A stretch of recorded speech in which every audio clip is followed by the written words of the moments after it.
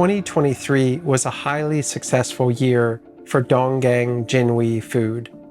The seafood processing company based in Dandong, China, opened a large new plant at its compound in this Chinese city that sits along the North Korean border. The company doubled the amount of squid that it exported to the United States. In celebration of its success, Jinhui threw a huge party at its annual meeting, with dancers, fireworks, and a high-tech light show. In a video of that celebration, the company bragged about how it was certified as a good actor by Marine Stewardship Council and other Western auditing firms. The problem, though, is that a crucial reason for Jinhui's success was its widespread use of cheap North Korean labor. Jinhui was part of a much bigger state-run partnership between China and North Korea, where workers are selected by the North Korean government and exported across the border to work in Chinese seafood plants. This is a huge problem because it violates very clear and strict UN sanctions and US law prohibiting the use of North Korean workers in this very fashion.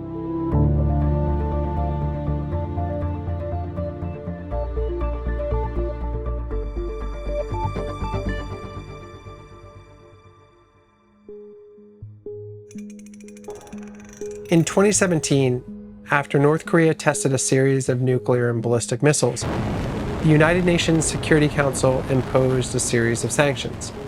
These sanctions made it illegal for foreign companies to use imported North Korean workers on the grounds that their labor was coerced and that their salaries were funding the regime. The UN Security Council, on which China is a member, voted unanimously in favor of these sanctions. Nevertheless, China has consistently violated the sanctions it signed, importing thousands of North Korean workers to seafood plants. And the US and Europe are complicit because they buy huge volumes of seafood coming from these very plants. This year, a team of investigators and I set out to document the use of North Korean labor in China's growing seafood industry.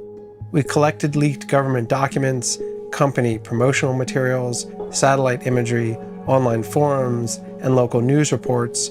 We reviewed hundreds of cell phone videos shot inside or near the seafood plants that were published on Chinese social media.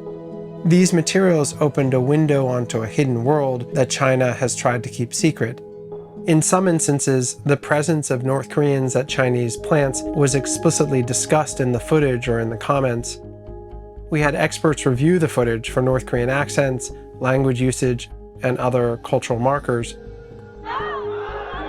Investigative reporting in China is almost impossible for Western journalists, so we sent Chinese investigators to visit factories, to talk to workers, and to take footage of production lines. What we found is that North Korean workers are tied to much of the seafood consumed in Europe and the US. In particular, we found at least 15 large seafood processing plants in China have used over 1,000 North Korean workers. These plants have shipped more than 120,000 tons of clams, salted pollock fillets, squid, and other seafood to more than 70 importers in the United States since the sanctions went into effect. And those importers ship to many of the biggest grocery stores in the world, including Walmart, ShopRite, and We.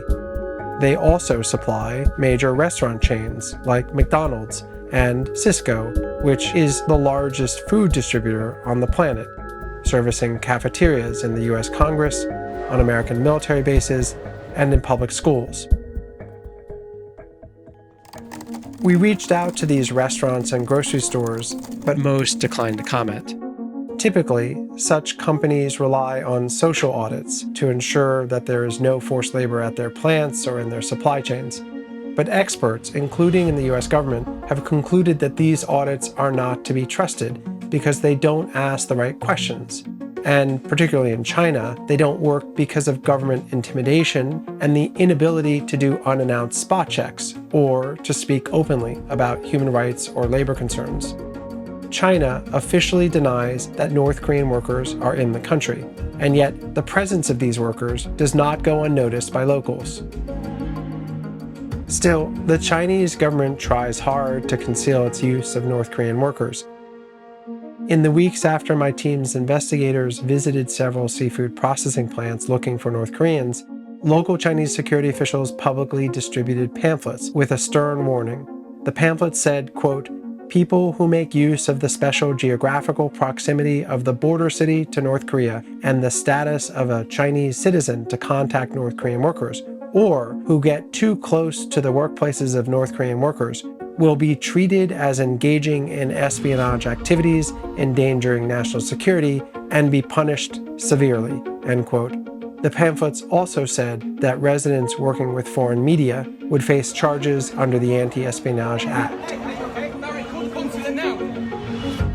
Jobs in China are highly coveted by North Koreans because they often come with contracts promising a monthly salary of $270 compared to the $3 per month paid for doing similar work in North Korea. However, workers typically see less than 10% of the salary that they're promised. The bulk of their pay is sent to the North Korean government as loyalty payments. After additional deductions for food, water, electricity, heating, and the workers' dormitories, what is left is often less than $30 per month.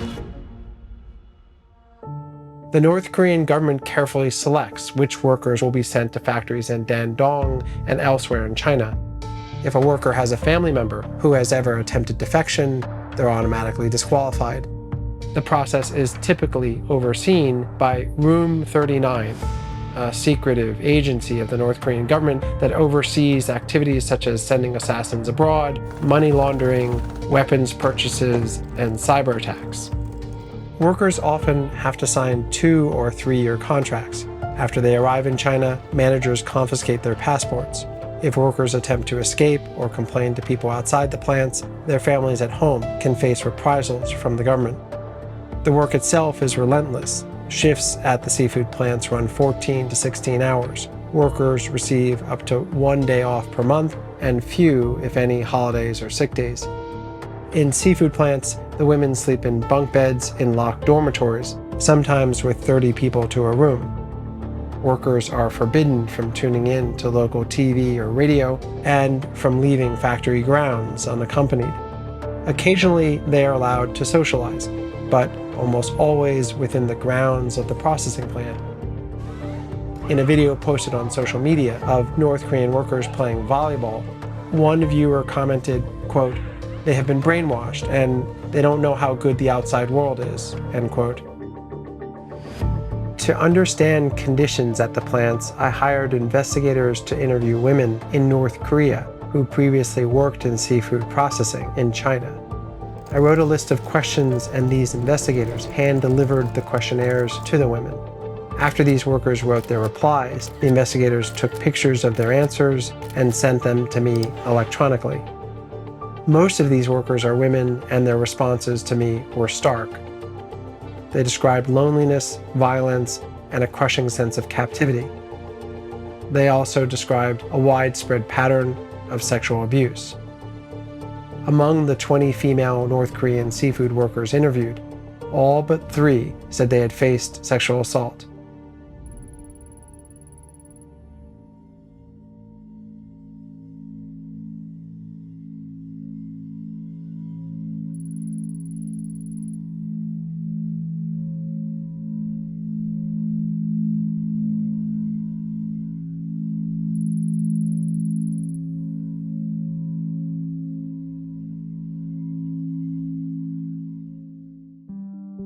During the pandemic, China closed its borders, and many North Korean workers found themselves trapped far away from home. Often their workplaces shut down, their incomes lost.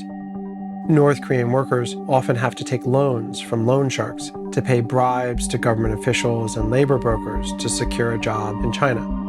When workers were unable to pay back those loans, North Korean loan sharks sent groups of local thugs to the homes of workers' relatives to intimidate them. The pressure of debt, sexual violence, and loneliness led some of these workers to take drastic measures. For example, in 2023, 2 North Korean women at textile plants committed suicide. Pandemic restrictions in China were eased in late 2023. The Sino-Korean Friendship Bridge that links Dandong to the North Korean city of Shinwiju reopened, and many workers were allowed to go home. When the workers return to North Korea, they are interrogated on every aspect of how they spent each day, who they worked with, and the behavior of their fellow workers. In the letters the North Korean women wrote to me, they said they were glad to have made money, but they were haunted by the experience, especially the sexual abuse. In the start of 2024, the Chinese and North Korean governments began negotiations about the next wave of workers to be dispatched to Chinese seafood factories.